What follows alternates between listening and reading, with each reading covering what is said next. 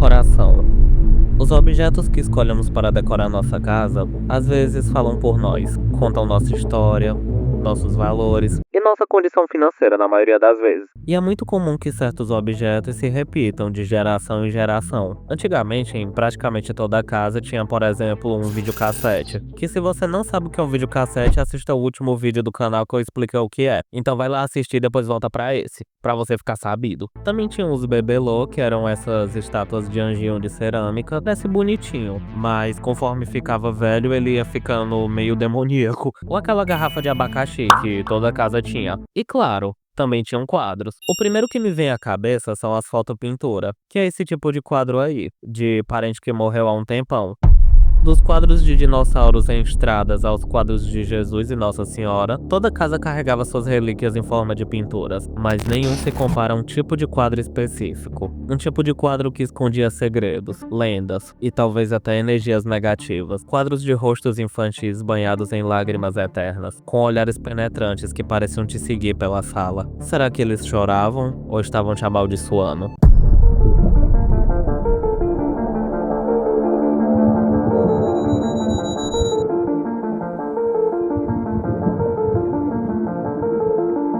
Pois é, esse quadro, embora ele seja muito bizarro, ele era muito comprado antigamente. E praticamente quase toda casa tinha um desse no Brasil. Na verdade, não só no Brasil, ao redor do mundo. Já fazia um tempo que eu queria fazer um vídeo falando sobre isso, porque diferente dos vídeos anteriores do canal, que eu falei de coisas distantes e em outros continentes, hoje o babado é diferente. Porque possivelmente seus pais ou seus avós já tiveram esse quadro em casa, ou algum quadro parecido. Afinal, existiam vários quadros de crianças chorando, mas eu vou falar mais deles lá pra frente. É sério, eu tento entender, tem tanta decoração legal pra botar em casa e eles botam um quadro desses. Eles podiam botar o quadro, aí aproveitava e botava um animal empalhado, aí do lado botava um livro de São Cipriano aberto no meio.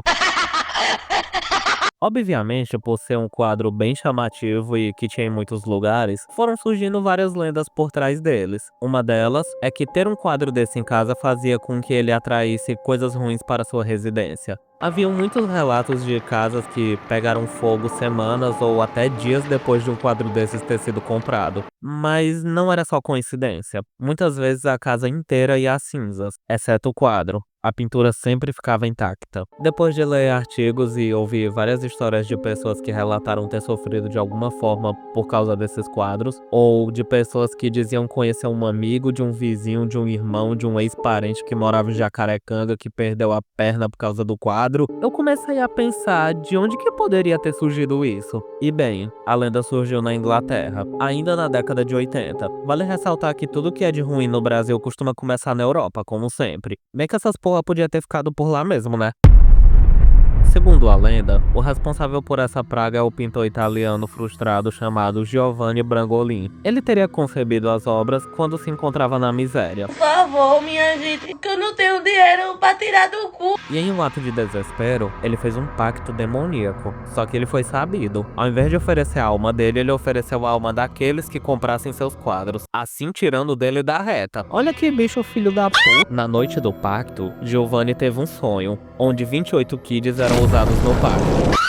No dia seguinte, ele pegou tinta e pegou uma tela e começou a fazer as pinturas para depois vender elas. Não se sabe o porquê, mas as pinturas fizeram sucesso. E logo ele começou a fazer várias pinturas em série. Não se sabe o porquê. Claro que foi o pacto, né? Ele usou formas subliminares para mostrar que as crianças não estavam mais entre nós. E um dos detalhes seriam as pupilas dilatadas. Relatos também contam que assim que os quadros eram levados para casa, a energia negativa era incorporada na casa quase que instantaneamente. Pessoas perdiam empregos e até adoeciam. Quando os quadros já estavam numa quantidade considerável de lares e já estavam rodando o mundo, os incêndios começaram. Casa após casa era consumida pelo fogo, e os bombeiros nunca sabiam definir exatamente a causa dos incêndios, até que começaram a associar com os quadros, pois em todas as casas os quadros estavam presentes, e nunca estavam queimados. O babado foi tão forte que em 1985 já tinha jornais falando sobre a pintura que causava incêndios. Na Inglaterra começou até uma campanha para as pessoas se desfazerem das imagens, imagens. Semanas depois foi até promovida uma grande queima de mais de 2.500 quadros, o que eu não sei se adiantava muito, já que os quadros não pegavam fogo. Dizem ainda os rumores pela internet que o pintor havia se arrependido. Claro, né? A merda já tava feita, aí é fácil, depois que encheu o rabo de dinheiro, aí é fácil dizer, ai, quem me conhece sabe que eu não sou assim. Eu tenho certeza que ele ainda tava de blusa branca e segurando o cachorrinho e de luz baixa. No ponto que ele chegou até a aparecer em uma reportagem do Fantástico e pediu para as pessoas jogarem fora suas pinturas. Eu poderia vir aqui e simplesmente negar tudo, mas teve toda uma análise e de fato foram encontrados detalhes estranhos nas pinturas, como um rosto escondido, criaturas bizarras ao redor das crianças ou outros simbolismos. Mas até onde isso é verdade? Em 4 de setembro de 1985, foi publicado pela primeira vez uma matéria em um jornal falando a respeito do caso. O jornal era o The Sun, que é um jornal que existe até hoje na Inglaterra e é bem conhecido. Gente, é o The Sun, não é o Tio Sam. O nome da matéria se chamava Blazing Curse of the Crying Boy, ou em português, A Maldição Ardente do Garoto Chorão. E a matéria falava sobre um quadro que era fogo, literalmente. O jornal contava a história de um casal chamado Mary e Ron, cuja residência havia sido perdida em um incêndio provocado por uma frigideira. Coincidentemente, a casa tinha o mesmo quadro que está estampado na matéria.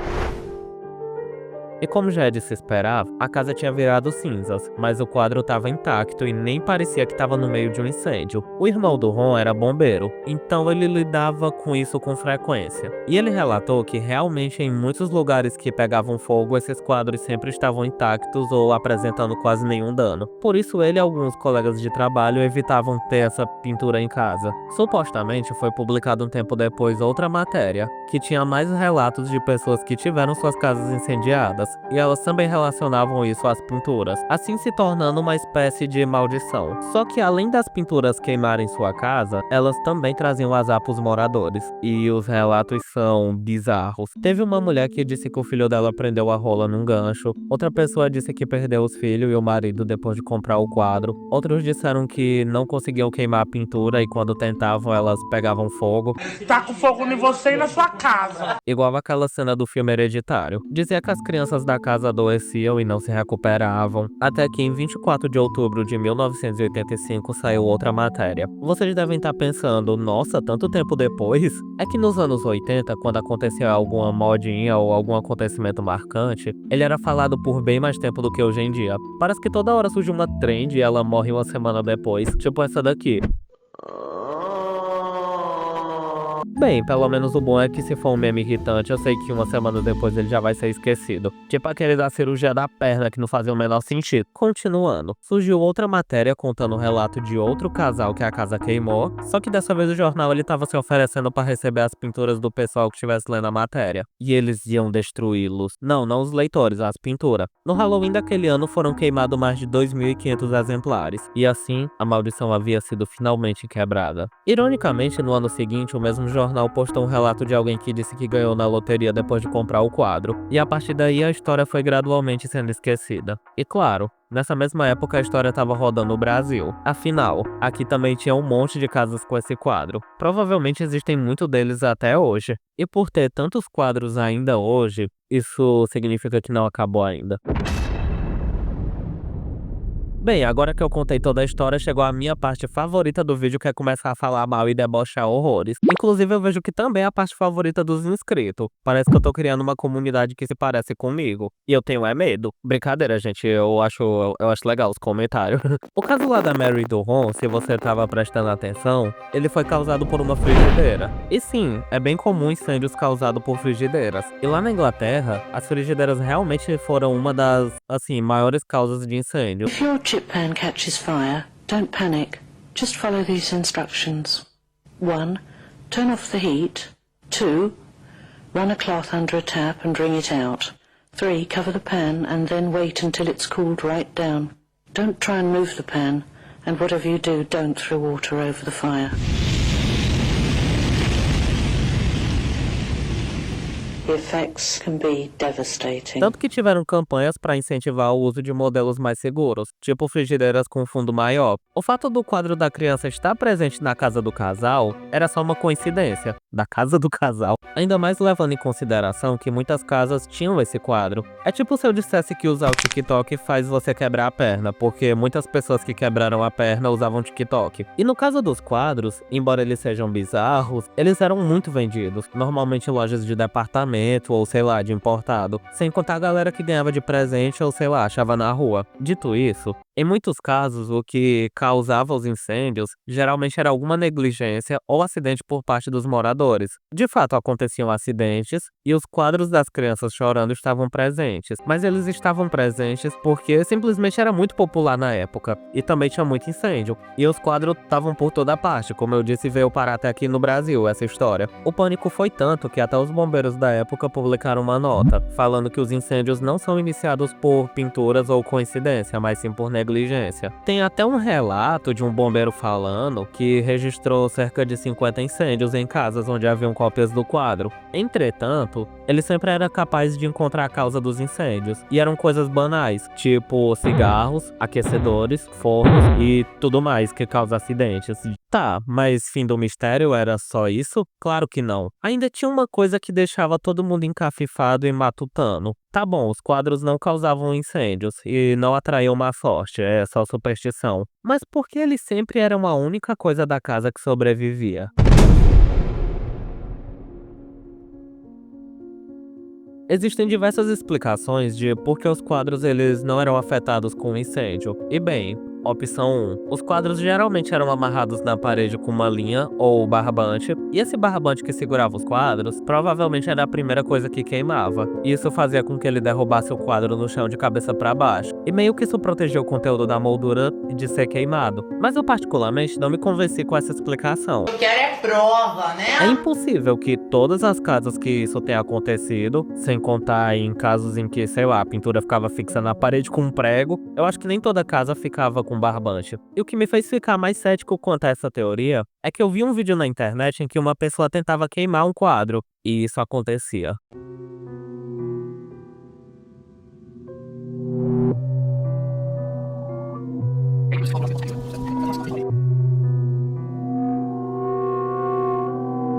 Opção 2. O material que tinha nos quadros era feito de fibras de madeira comprimida de alta densidade. E você não precisa saber química ou física, só precisa saber que isso é bem difícil de ser inflamado. E quem chegou nessa conclusão foram os próprios bombeiros. Mas o que me convenceu de verdade que não tem nada sobrenatural que proteja os quadros é que nas pinturas era usado um verniz. E esse verniz era o que retardava o fogo. E talvez o que tenha feito as pessoas acharem que tinha algo sobrenatural é que é senso comum que coisas de madeira e papel são as primeiras a queimar no incêndio, né? Isso me fez ficar pensando, se tivesse um quadro desses numa padaria, e a padaria pegasse fogo, o que ia queimar primeiro? Os pães ou a rosca de quem ainda não é inscrito no canal? É difícil essa, comentem aí o que vocês acham. Gente, brincadeira, eu sei que o plural de pão é pãos, não é pões. Tá, mas e o pacto? E o pintor? O pintor do quadro era impactado? Antes de falar do pintor, tem outra coisa que eu esqueci de falar antes. Logicamente, o cara não pintava todos os milhares de quadros à mão. Logo, as pessoas não tinham quadros originais pintados a tinta a óleo, eram só cópias ou reproduções. É que nem se eu comprasse uma moldura e imprimisse a Mona Lisa e colocasse aqui em casa, é um quadro da Mona Lisa, mas obviamente não é o original pintado pelo Leonardo da Vinci. Resolve. Outra coisa para destruir a infância de vocês, na verdade, se você teve um quadro desse em casa, eu acho que a sua infância já não era muito normal. É que diferente da lenda, não foi só um cara que pintou. Na verdade, os quadros são de muitos pintores diferentes. Mas claro, tem o principal. E o principal é o Bruno Amadio. E o Bruno Amadio é o Giovanni Bragolin. Aí foi nessa hora que eu entendi que o Giovanni Bragolin, na verdade, era só um pseudônimo pro Bruno Amadio. Então a partir de agora eu vou chamar ele só de Bruno, porque fica mais fácil. E pra quem não sabe, pseudônimo é tipo um nome artístico. Tipo a MFSB ou Anitta. Vocês pensaram que eu não ia rebolar minha bunda hoje, né? Pois é, o nome da Anitta não é Anitta. Enfim, voltando pro vídeo. Infelizmente não se tem tanta informação a respeito do Bruno, além do fato de que ele nasceu em Veneza, na Itália. Mas a ausência de informações não é por causa do pacto. Ele só era mais fechado mesmo, mas na dele. E praticamente só tem essas duas fotos do novinho. Uma delas ele tá no ar livre e a outra ele tá pintando um quadro prestes a destruir a casa de alguém. Só o Bruno pintou mais de 80 quadros nesse estilo. Detalhe, no meio dos quadros eu encontrei um quadro de uma criança rindo. Mas além do Bruno, também tem outros artistas que fizeram pinturas parecidas. Só que para eles conseguirem vender e valorizar o preço, eles assinavam a obra deles como se fosse do Bruno. A obra era deles, mas eles diziam que era do Bruno porque o Bruno era famoso e isso ia aumentar o preço ou deixar mais valorizado. Inclusive dá pra notar que alguns quadros são de artistas diferentes porque eles têm estilos próprios, têm um traço próprio. Me questiono se desenhar esse tipo de quadro era só por fins comerciais ou se isso foi uma trend de antigamente, tipo um desenho no seu estilo, #crybaby. Mas acho que foi só pro povo vender mesmo. E diferente do que pode parecer, não, ninguém ficou rico vendendo os quadros, nem o próprio Bruno. Mas resumindo, basicamente um monte dos quadros foi só pra gerar dinheiro mesmo, surfando no hype.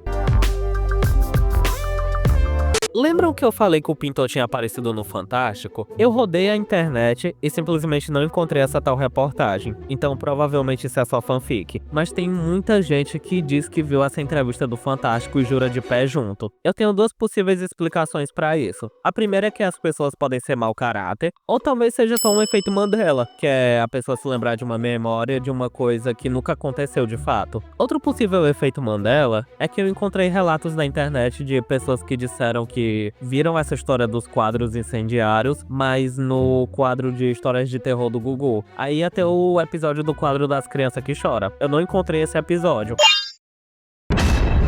Ó o Gustavo Lima.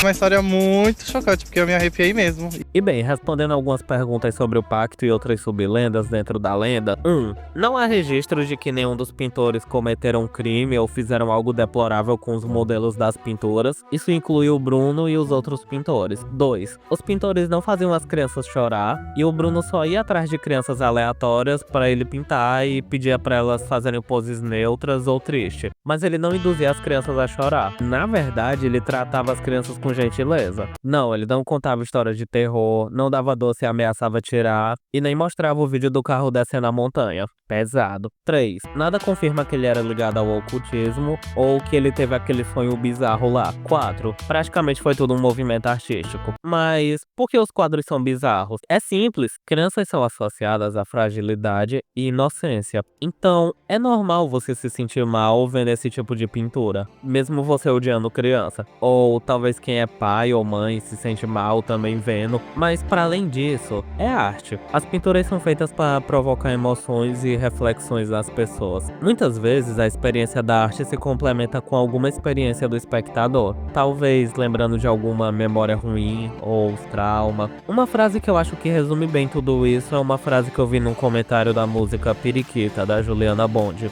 Arte é feita para confortar o perturbado e perturbar o confortável.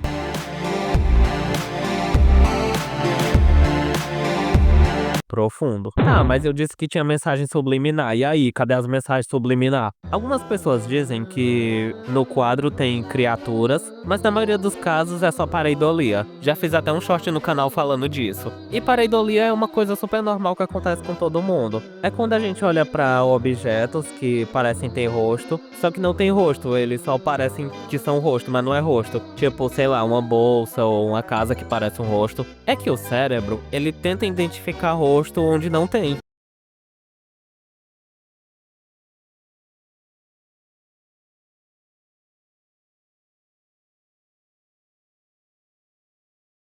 Isso explica porque a gente acaba vendo, sei lá, um mofo no sofá e acha que é uma criatura, mas não é, ou vê Jesus numa torrada. Isso talvez também explique porque que crente vê o cão em tudo. E realmente está aqui, ó, o chocolate com o nome feitiçaria. Conclusões finais. Como vocês acabaram de ver, os quadros são reais. Eles realmente não queimam incêndios, mas não é por causa de algo sobrenatural. Eles só são feitos de um material que é resistente mesmo. E os quadros, eles têm uma energia esquisita porque eles realmente são visualmente estranhos. Não acredito, porque esse negócio de quadro chorar, crianças derramar sangue pelo olho, acho que não tem nada a ver. Pra quem assistiu o vídeo até aqui, já sabe o que vai acontecer. Primeiro eu queria dizer dizer que eu tô muito feliz e queria agradecer a todo mundo que tá conhecendo o canal agora. Sério, no final de janeiro o canal tava com 3 mil inscritos e no momento que eu tô fazendo esse vídeo o canal chegou em 5 mil inscritos. E eu nem sei mais qual é a meta do ano. Eu sinceramente eu não sei mais qual é a meta do ano. E se vocês gostaram do vídeo, eu sei que vocês vão gostar dos outros vídeos do canal também. Clica nesse vídeo aí que tá aparecendo, se você quiser ver. Ou se você quiser ver só um outro vídeo aleatório do canal, clica nesse outro vídeo aí. É isso. Ah, e clica no próximo vídeo antes dessa pintura aqui começar a se mexer. E essa pintura aqui, ela não é igual a das crianças não. Essa aqui realmente vai te dar um sustão. Então clica logo em um dos vídeos que tá aparecendo na tela antes que o susto venha. 5,